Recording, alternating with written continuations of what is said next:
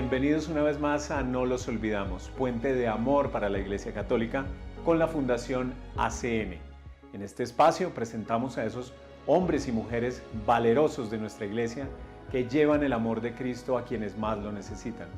Conozcamos más de estos héroes silenciosos. Bienvenidos.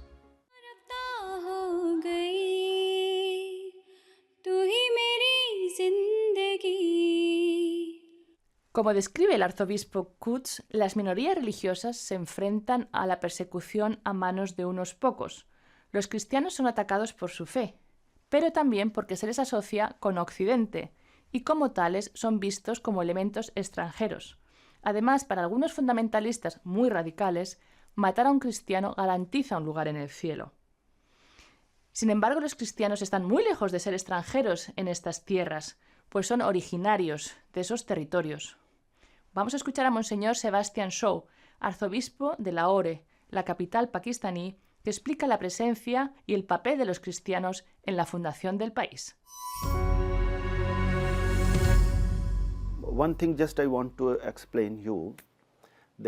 Una cosa que quisiera comentar es que antes de la creación de Pakistán, que sucedió el 14 de agosto de 1947, el fundador de Pakistán, Muhammad Ali Jinnah, se dio cuenta de que los musulmanes en India y también otras minorías como los cristianos eran tratados como ciudadanos de segunda clase debido al sistema de castas y basado también en la religión.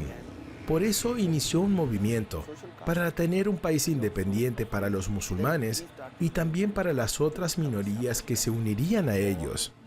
Los cristianos se enteraron de este movimiento.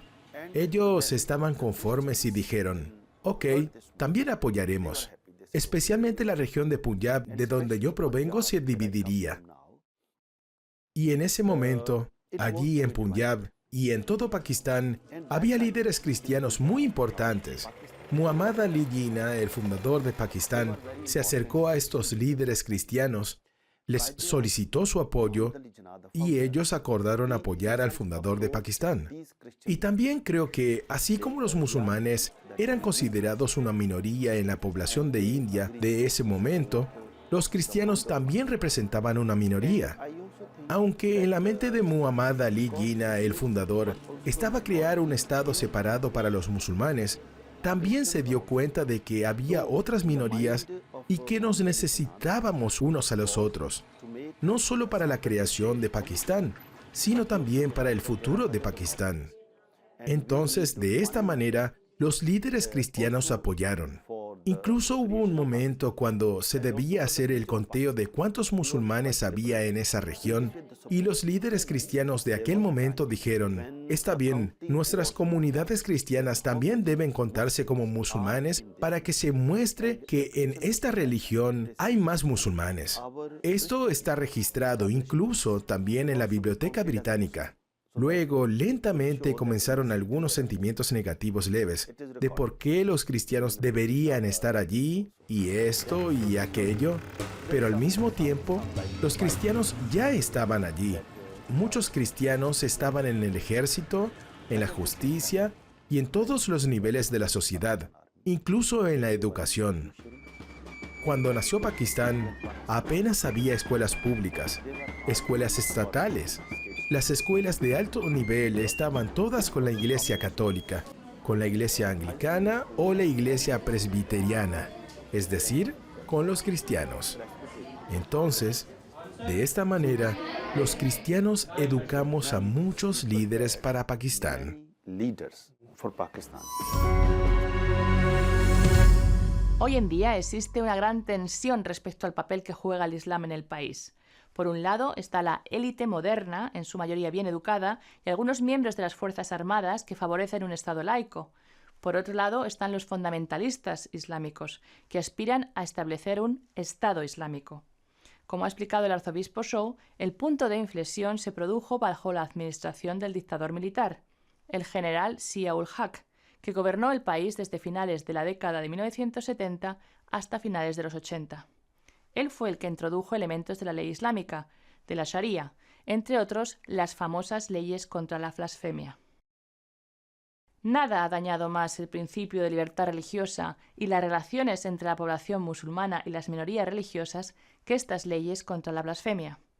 El profesor Mobin Shahid nos va a explicar ahora cómo se produjeron estas leyes, cómo han evolucionado y, sobre todo, cómo se ha abusado de ellas. Vamos a escucharle.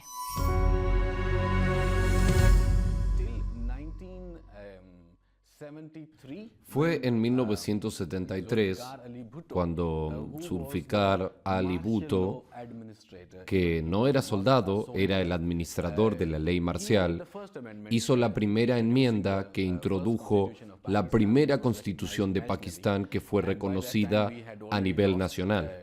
Y para entonces ya habíamos perdido Pakistán Oriental, que se había convertido en Bangladesh.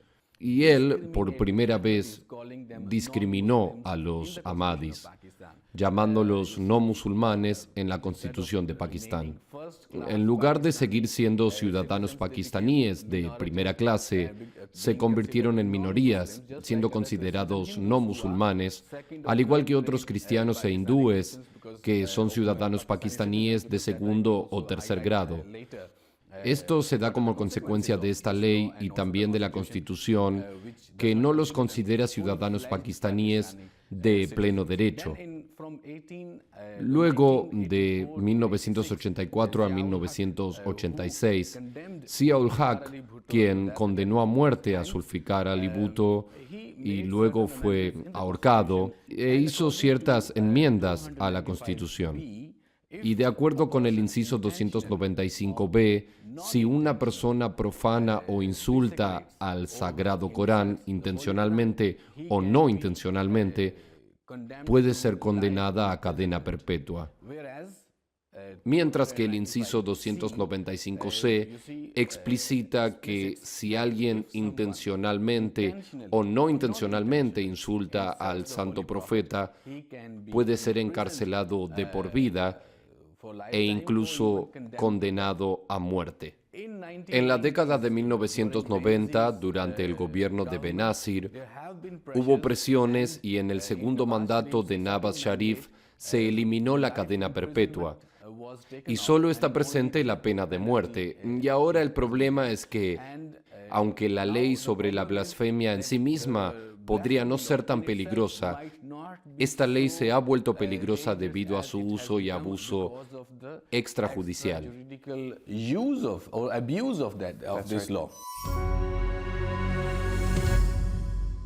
Como acabamos de escuchar, a menudo se abusa de las leyes para servir intereses personales. Cecil Chaudhry, exdirector ejecutivo de la Comisión Nacional de Justicia y Paz, un organismo de derechos humanos de la Iglesia Católica en Pakistán, describe a continuación cómo sucede esto.